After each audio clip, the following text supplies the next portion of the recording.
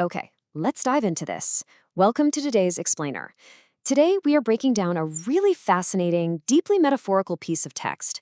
It's actually derived from a morning prayer that focuses completely on spiritual connection.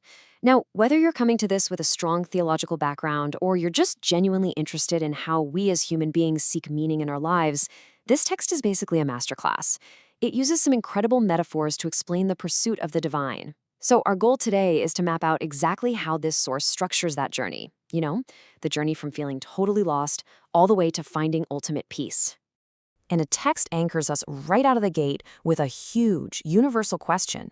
Why does our heart still feel empty? I mean, this is where our journey begins, right? It's that profoundly human experience we've all had. You're feeling lost in the dark, you're searching for answers, you're trying to fill some sort of void, but you still just end up at a place where the heart feels entirely quiet and empty. The source doesn't sugarcoat or ignore the reality of human struggle.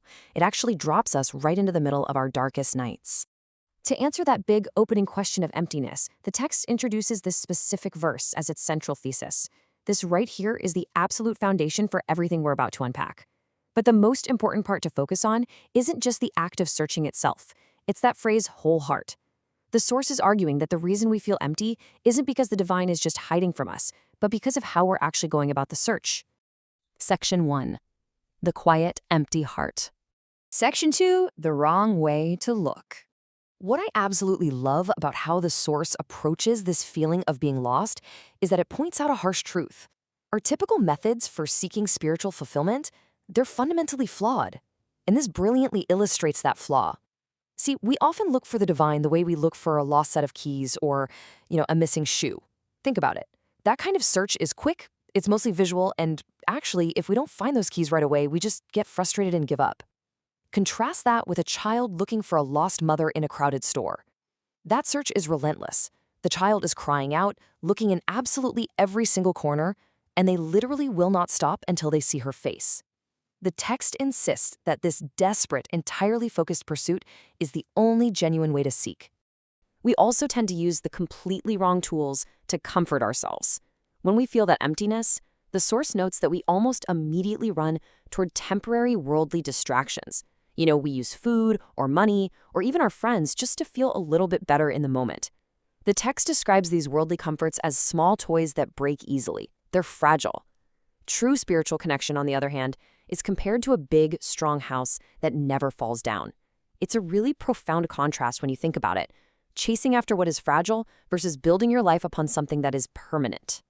Section 3. Seeking with your whole heart. So, having established exactly what we do wrong, the narrative pivots. It gives us a practical framework for what that relentless, wholehearted searching actually looks like. The crucial point is laid out in these steps. The very first piece of actionable advice the text provides is to put away our modern distractions. I'm talking about our phones, the endless busy work, all of it. It suggests that spiritual clarity literally requires quiet. Step 2 is a massive shift in mindset. It's realizing that you have a need for the divine that is more vital than the air you breathe. And step 3, well, this is probably the hardest one. You have to stop the endless cycle of trying to fix everything using only your own strength. And this builds into just an incredible visual metaphor. Trying to fix everything on your own is compared to trying to swim in a violent, raging storm. It's exhausting, and ultimately, it's futile.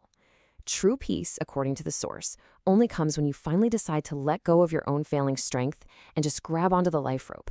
It's about the profound, overwhelming relief of surrender. Section 4. Opening the dark room.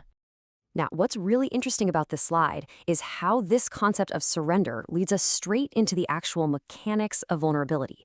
The text introduces the dark room metaphor, and it demands total completeness. It argues that giving your whole heart is basically like opening all the windows in a completely dark, freezing room to let the sun hit every single corner and drive the cold away. You can't just keep some rooms locked up tight and still expect to feel the full warmth of the sun. It is a strict demand for total, uncompromising vulnerability. So what exactly are these locked rooms we're talking about? Well, the source provides a very specific list. We usually only want to present our best, most polished selves, right? But the text says, no, we actually must invite the divine into our anger and our fear. We literally have to unlock the rooms holding our deepest secrets, our loftiest dreams for the future, and especially the messy, uncomfortable parts of our lives. Because you simply cannot hide anything from the light if you want the cold to truly go away.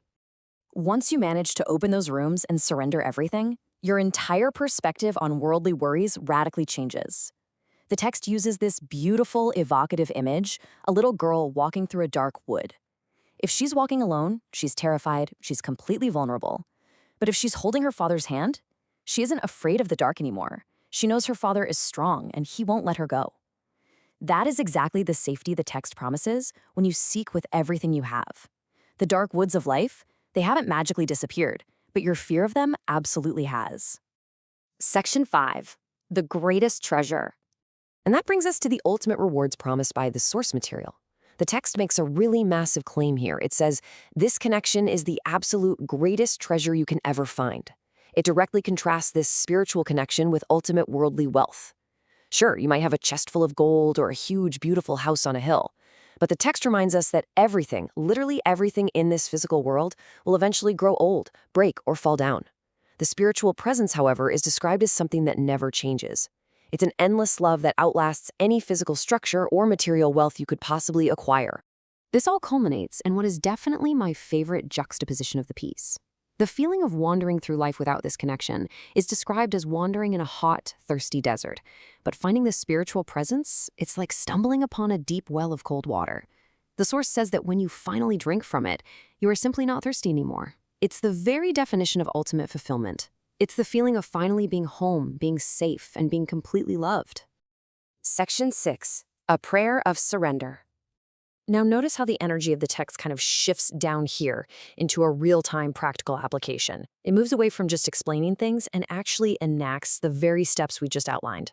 The prayer begins with a really striking acknowledgement of our modern failures. It explicitly asks for forgiveness for prioritizing our screens, our endless daily worries, and obsessing over what other people think of us. It recognizes that these modern distractions are exactly the things that deafen us to that soft, quiet, spiritual voice we so desperately need to hear.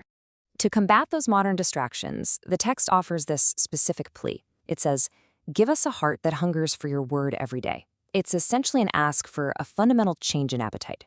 Instead of hungering for validation from our peers or craving that quick dopamine hit from a phone screen, the request is to crave spiritual grounding daily. I think that's just a deeply, deeply relatable human struggle. The prayer then uses the beauty of the natural world around us to reinforce the promise of safety. It points to the tiny sparrow and the flowers blooming out in the garden, and the logic here is just profoundly comforting. If the divine so intricately cares for the smallest, seemingly insignificant parts of nature, well then it absolutely must care for us infinitely more. Which leads right into the climactic moment of surrender. We give you our fears and our big problems because we know you are bigger than all of them. This ties perfectly back to that earlier visual metaphor, remember? The one about letting go of the life rope in the storm? It is the vocalized, intentional act of taking your hands completely off the steering wheel of your anxieties and handing them over to a much stronger force. Which leaves us here, at the end of this incredible text, with a question for you to consider in your own life. We all have those dark rooms, right? The ones holding our fears, our messy parts, our deepest secrets. Based on everything we've unpacked today about seeking with a whole heart, the final question is this. Will you keep those rooms safely locked up in the dark? Or will you find the courage to open the windows and let the light in today? Thank you so much for joining me for this explainer, and I really hope this provided you with some powerful insights to reflect on.